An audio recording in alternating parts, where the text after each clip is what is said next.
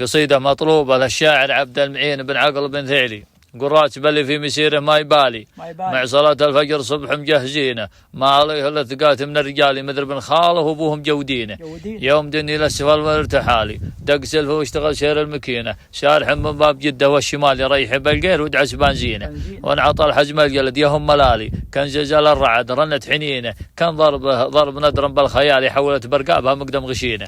وانا اعطيته مفرق الخط الموالي مفرق ما بين ينبع والمدينه، خش معي سار من دون جبالي السهل فيسارك والحره يمينه. مر بن شبلان قدام الزوالي مر بيت مدلها العين الحزينه، بيت من عنده يرضون العجالي جعل عند دنياه عن عرضه ودينه.